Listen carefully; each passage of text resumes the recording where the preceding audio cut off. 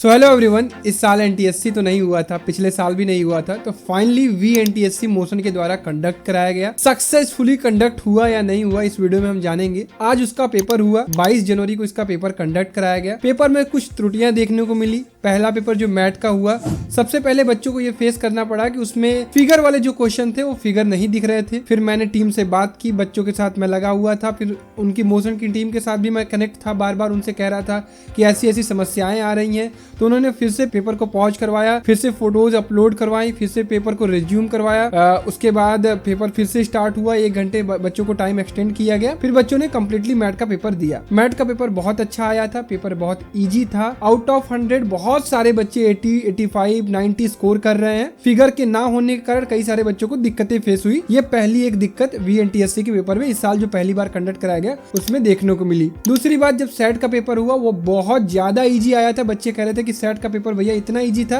कि 2 घंटे का पेपर हम लोग 45 मिनट, 50 मिनट, 1 घंटे के अंदर करके सबमिट करके खाली हो चुके थे। आउट ऑफ 100 सेट के पेपर में बच्चे 98, 97 एक्सपेक्ट कर रहे हैं। मैं उम्मीद करता हूँ कि इस साल मेरे जितने भी बच्चे वीएनटीएससी का पेपर मेरे से तैयारी करके देना स्टार्ट किए थे वो बहुत अच्छा स्कोर करेंगे। फाइनली यार देखो, हम लोग वीएनटीएससी या एनटीएससी की तैयारी क्यों कर रहे थे, पर्पज क्या था हमारा तैयारी करने का? हमारा पर्पज मेन ये था कि हमें पढ़ाई करना सीखना था, जो कि हमने सीखा। ये हम सबके लिए एक सबसे बड़ी जीत थी। स्टेज 1 का पेपर हो चुका है। आपका पेपर चाहे बुरा हुआ हो चाहे बहुत अच्छा हुआ हो, वो आपके लाइफ में ये कोई बहुत बड़ा इंपैक्ट नहीं डालने वाला है। आप स्कॉलरशिप इसमें जीत भी जाते हो 1250 रुपए पर मंथ, उससे भी आपकी जिंदगी कुछ नहीं चेंज होने वाली है। लेकिन ये जो आपने लर्निंग सीखी है ना, ये जो आपने मेहनत करना सीखा है, किसी एग्जाम की प्रिपरेशन की है, कंपटीशन में बैठ के ऑप्शनल वाले क्वेश्चन लगाए हैं ना, ये आपको लाइफ में एक बहुत बड़ी सीख देने वाली है, जो आगे आ जाकर आपको देखने को रियलाइज होगी। बाद में आप ये रियलाइज करोगे यार कि भैया ने एक बड़ी अच्छी चीज सिखाई थी कि यार कंपटीशन की तैयारी कैसे की जाती है, बड़े बड़े लंबे लंबे सिलेबस पढ़ाई कैसे की जाती है। अब आखिरी में मैं आप सभी लोगों को यही कहना चाहता हूँ कि स्टेज 2 के अभी आपको कुछ सोचना ही नहीं। स्टेज 1 का रिजल्ट आएगा, रिजल्ट कब आएगा वो सारी चीजें मैं आपको बता दूंगा।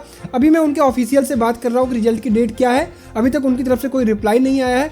रिजल्ट की जैसे ही डेट आएगी मैं आपको सबसे पहले बता दूंगा। आप श्योर रहिए कि भैया आपको सब कुछ बता देंगे। अब भैया हमारा वीएनटीएससी हो गया, अब हमें क्या करना है? 27 फरवरी से आपका बोर्ड एग्जामिनेशन होने वाला है। वो आपको बहुत बढ़िया तरीके से अब देना है यार, क्योंकि आपने मेहनत की है। अब आपको किसी भी तरीके से इधर उधर नहीं भटकना है। 1 महीने आपके पास है, जान लगा दो। अब मैं आपको कहीं भी नहीं भटकने को बोलूंगा, नहीं कुछ कहने को, तैयारी करने को बोलूंगा। अब सीधा बोर्ड्स पर फोकस करो। एक बड़ी इंपॉर्टेंट चीज है इसमें आपकी कि जो भी बच्चे बनारस के आसपास रहने वाले हैं, क्लास 10th के बच्चे हैं, एक गूगल फॉर्म दे रहा हूँ, प्लीज केवल बनारस के आसपास रहने वाले, क्योंकि हमारी एक ऑफलाइन कोचिंग चलती है, वो हमारे रैंकर्स के पांडेपुर में चलती है, वाराणसी में। तो जो बच्चे वाराणसी के आसपास हैं उनके लिए हम लोग एक टेस्ट कंडक्ट करा रहे हैं आरजीपी, रैंकर्स गारंटेड प्रोग्राम में, आरटीएससी रैंकर्स टैलेंट सर्च एग्जामिनेशन करके। उसमें बनारस के आसपास के बच्चे इस एग्जाम को आकर दे सकते हैं। तो वो 5 तारीख के एग्जाम अपीयर होने के लिए आपको एक गूगल फॉर्म दे रहा हूँ। उसको बनारस या बनारस के आसपास के जिले जो यहाँ तक आसानी से आ सकते हैं, कष्ट करके नहीं,